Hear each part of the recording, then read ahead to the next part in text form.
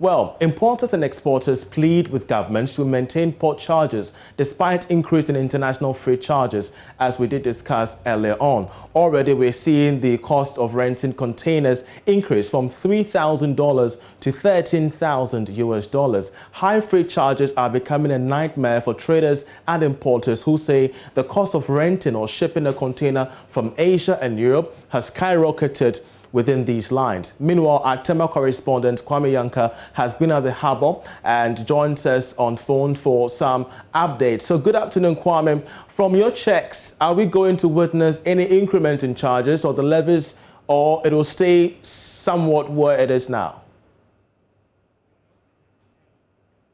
Well, sadly, we seem to have lost Kwame. We shall work the lines to get him. But as we do that, well, let's reconnect the lines to get in touch with our Tema correspondent, Kwame Yanka, who's going to be giving us updates on development at the port. We're hearing of high freight charges that affecting the trade of movement of goods and services by some exporters. Kwame, if you could hear me once again, I was asking before the line, went somewhat, challenged. What exactly is the situation there currently when it comes to the increment in shipping lines?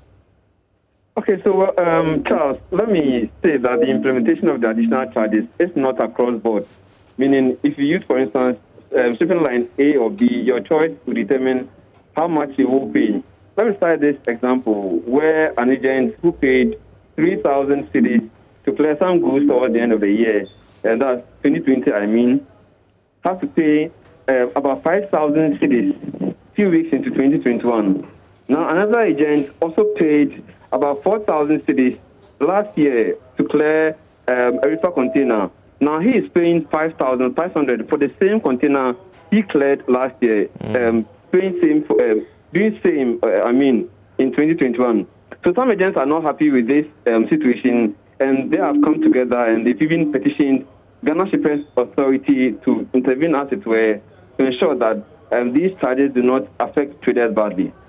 Well, but we're having also this conversation in the wake of Ghana being the secretary to the Continental Free Trade. Speaking to most of these exporters or importers at that, what are they telling you could be the possible consequences over these charges? Well, they're unable to put a concrete answer to this, but they are saying that these shipping lines run their companies independently, let me say.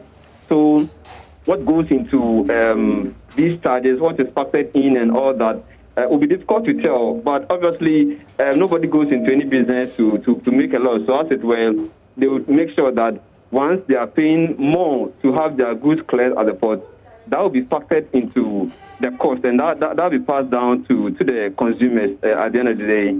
Obviously, Kwame Yanka, we're grateful for that particular update. He's our Tema correspondent, bringing us up to speed to developments there. Shipping freight costs of containers has skyrocketed over the past few weeks, especially when we're hearing the impact of COVID from Asian and European countries. We shall be keeping an eye on this story to give you updates as and when we do have them. But that's how we end this edition of The Marketplace. My name is Charles Aitim.